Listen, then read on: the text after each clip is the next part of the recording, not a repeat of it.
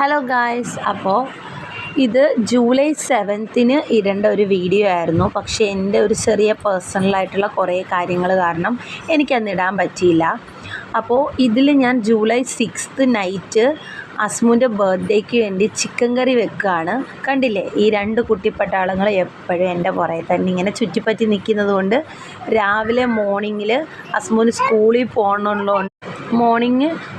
പോകണമെന്നുള്ളതുകൊണ്ട് നമുക്ക് എല്ലാം കൂടെ രാവിലെ പറ്റാത്തത് കൊണ്ട് ഞാൻ തലേ ദിവസം തന്നെ ചിക്കൻ കറി വെക്കുകയാണ്. ഉമ്മി ഓൾറെഡി കിടന്നു. ഈ കുട്ടിപ്പട്ടാളങ്ങളും ഞാനും കൂടെ ഇവിടെ കറി വെക്കുകയാണ്. ഇത് ഫുൾ വീഡിയോ കാണിക്കാൻ പറ്റുമെന്ന് എനിക്കറിയത്തില്ല, കാരണം ഓൾറെഡി ഇപ്പം തന്നെ മണി 9 കഴിഞ്ഞു. അപ്പോൾ ഇതുങ്ങളെയും കൊണ്ട് നമുക്ക് എന്തുവായാലും പറ്റത്തില്ല, പ്രത്യേകിച്ച് എൻ്റെ ചോട്ടായെ കൊണ്ട്. അതുകൊണ്ട് ബാക്കി വീഡിയോ ചിലപ്പോൾ ഞാൻ നാളെ ആയിരിക്കും ഇടുന്നത്. എന്തായാലും നമുക്ക് വഴിയെന്ന് നോക്കാം. കണ്ടില്ലേ, ഗുഡ് മോർണിംഗ്. പിറ്റേ ദിവസം രാവിലെയായി. ഓൾറെഡി നമ്മുടെ അസ്മു എല്ലാം റെഡിയായി നിൽക്കുകയാണ്. ഞാൻ ഗീ റൈസും ചിക്കൻ കറിയാണ് വെച്ചേക്കുന്നത്. അവൾക്കതാണ് സ്കൂളിൽ കൊടുത്തു വിടുന്നത്. പിന്നെ ബർത്ത്ഡേക്ക് അല്ലേ, അപ്പോൾ ഞങ്ങൾ അത്യാവശ്യം നന്നായിട്ട് ഒരുങ്ങി ഗായ്സിനെ എനിക്ക് കാണിച്ചു കൊടു എന്നൊക്കെ പറഞ്ഞാണ് നിൽക്കുന്നത്. അപ്പോൾ 9 മണിക്ക് ഉള്ളിൽ അസ്മുവിന് പോകണം. അപ്പോൾ ഞാൻ ഓൾറെഡി എല്ലാം സെറ്റ് ചെയ്ത് വെച്ചേക്കുവാണ്. ഇതാണ് അസ്മുവിൻ്റെ ലുക്ക്. അപ്പോൾ ദാണ്ടെ അസ്മുവിനെ വിളിക്കാൻ അണ്ണൻ വന്നു, അസ്മുവിൻ്റെ ഓട്ടോ വന്നു. അപ്പോൾ അസ്മു പോവുകയാണ്. അപ്പോൾ ബാക്കി നമുക്ക് വഴിയെ നോക്കാം. എന്തായാലും അസ്മു പോവുകയാണ്. അണ്ണൻ നോക്കുവാണ് പുള്ളിക്കാരി എങ്ങനെ ബർത്ത്ഡേ ആണെന്നുള്ള കാര്യം ഓൾറെഡി പുള്ളിക്ക് അറിയുമോയെന്ന് അറിയത്തില്ലാന്ന് തോന്നുന്നു. അങ്ങനെ ഓട്ടോയിൽ കയറി.